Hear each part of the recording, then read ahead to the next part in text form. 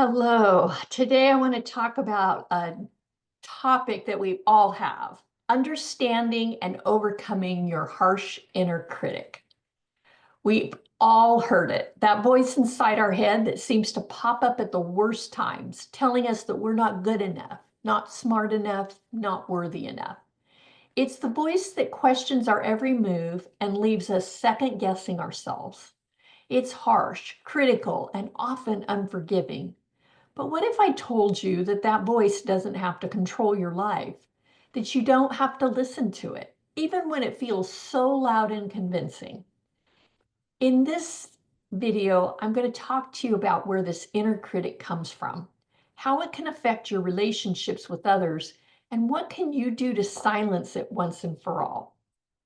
So where does it come from? So for as long as I can remember, I've had this voice inside my head that seemed to make itself known every time I stepped out of my comfort zone. Whether it was taking on a new project at work, meeting new people, or even sharing my ideas, that voice was there reminding me of every potential flaw and failure. As I started reflecting on where this voice might have come from, I realized it was not, something I was born with. It was shaped by experiences, by messages I received growing up. In my childhood, I was told, often without realizing it, that I had to be the best, that anything less than perfect wasn't good enough. Over time, this turned into the loudest voice in my head, always pushing me to do better, to do more, and never make mistakes. It was like a constant pressure, and no matter how much I achieved, it was never enough. So, where does this voice come from for most of us? It often starts in childhood, influenced by the expectations of parents, teachers, or peers. If we were constantly critiqued or faced high standards, it's easy for that voice to become internalized. We grow up thinking that we have to prove ourselves constantly, that we're only valuable if we meet certain benchmarks. But the truth is, this inner critic doesn't just affect us, it affects how we show up in the world and how it affects us with others. When we are constantly battling our inner critic, it just doesn't affect our own sense of self. It also impacts how we engage with other people around us. I can think of countless times when my inner critic held me back from connecting with others. I remember walking into the room full of new colleagues for the first time, feeling paralyzed by the voice inside my head. What if they don't like you? What if you say something stupid? Instead of walking in confidently, I found myself withdrawing, staying quiet, and second guessing every word that came out of my mouth. I wasn't being myself because the critic was too loud. The thing is that when we allow that inner voice to take control, it doesn't just affect our self esteem, it affects how we come across to others. That withdrawal, the overthinking, and the lack of confidence are all noticeable. People can sense when we're not fully present, when we are holding back because we are caught up too much in self doubt. That inner critic might convince us that we're not enough, and that makes us shy away from being our authentic self. And then there's the other side of the coin. When the inner critic gets really loud, it can make us defensive too. Have you ever snapped at someone or been overly critical of a friend only to realize afterward it wasn't about them at all? It was because you were being too hard on yourself. That inner critic makes us project our own insecurities onto others, which can damage relationships. I've done it myself, reacting in frustration or irritation when all along I was simply trying to protect myself from the judgment that I feared the most. How do you stop that inner critic? So, how do we stop the voice, not just for our own well being, but for the sake of others? First of all, you've got to acknowledge it and recognize it. And the first step is when it shows up. When you're about to have a conversation with someone, give a presentation, or take on a new task, notice the thoughts that arise. Is the voice saying you're not good enough for this, or they'll think you're stupid? Once you hear it, once you catch it, challenge it.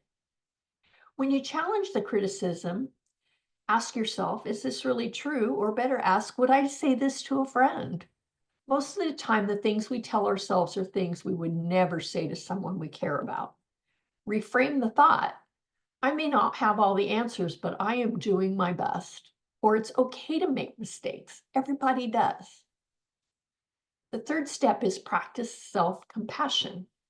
This one took me a very long time to understand. I had this idea that being tough on myself would lead to self-improvement, but all it did was make me feel miserable.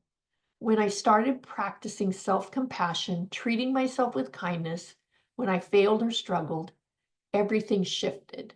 Instead of beating myself, I learned to say, it's okay, I am human. And that made all the difference, not in just how I felt about myself, but also in how I connected with others. I could be more open, less defensive, and far more authentic in my relationships. The next step is to reframe your negative thoughts. Whenever that inner critic rears its ugly head, take a moment to reframe. Say, instead of thinking, I am not good enough for this, say, I'm learning and that's what matters. Change your perspective shifts your energy and how you show up. Instead of feeling paralyzed with fear or judgment, you can approach conversations or challenges with a sense of curiosity and openness. Mindfulness and meditation, my favorite words. Mindfulness helps me so much in learning to separate myself from my inner critic. With mindfulness, I've learned to observe my thoughts without letting them control me. Meditation helps me to create a space between my identity and those critical thoughts. With time, I could just sit with those thoughts, let them pass through, and not get swept up with them or believe them. This practice has become invaluable in reducing the power that inner critic had over me, especially when it comes to how I interact with others. And then seek professional help if needed. If you really can't calm that inner critic, it can get in the way of your life and relationships. Don't hesitate to seek help from a professional and find techniques that might be able to help if those thoughts have gotten greater than you can move through.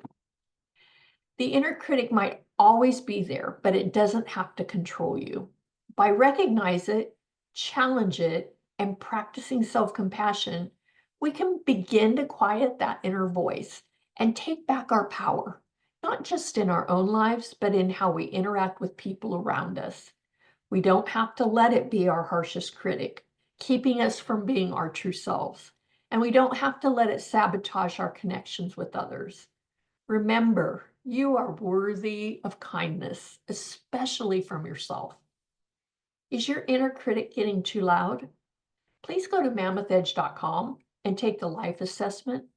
I would love to personally prove your inner critic is wrong. Thank you.